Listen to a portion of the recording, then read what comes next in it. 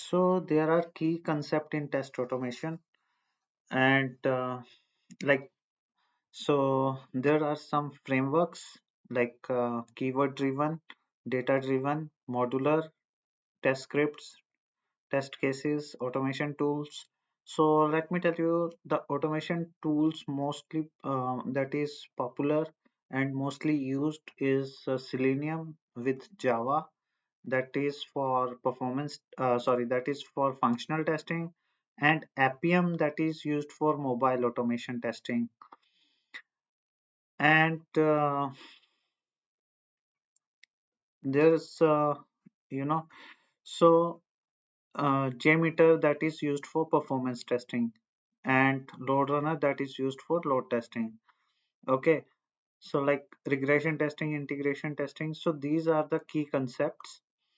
And data driven testing, so basically uh, in data driven testing, basically some data is picked from the Excel sheet or CSV sheet.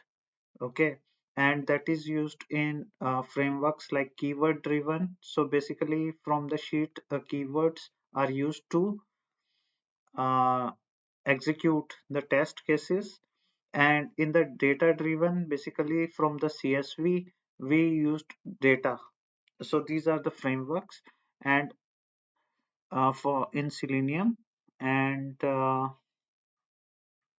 what else? Continuous integration, I have already told you.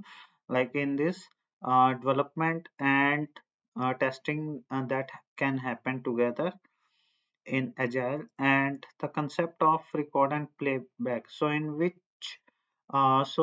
in Selenium also there's a IDE which can be used for record and playback. Like we can record the test human on the screen, like what is happening, and then we can use the playback to do the same.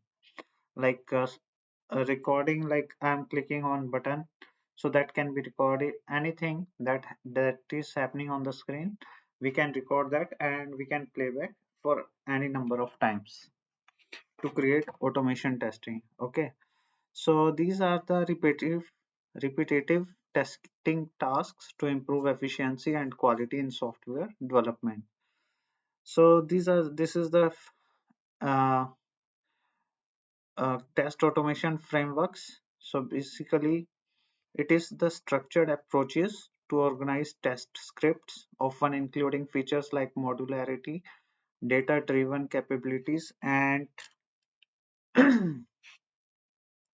keyword based actions to facilitate test creation and maintenance.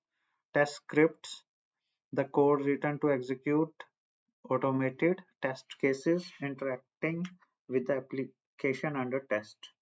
And test cases, specific scenarios designed to verify a particular functionality of the application, including expected inputs and outputs. So these terms you already know as per my previous lectures. So automation tools you also know. So Selenium for web applications, Appium for mobile apps, and JMeter for performance testing. Regression testing, you know, running a set of tests after code changes to ensure existing functionality is not broken. So whenever we receive the build, so we just perform a regression testing, so that sometimes fixing a code uh, make create new issues. So we need to ensure that new issues has not been uh, you know developed. So for that we do regression testing.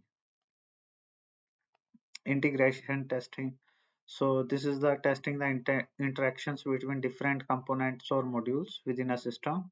UI testing, testing the graphical user interface of an application to ensure visual elements and interactions are as expected.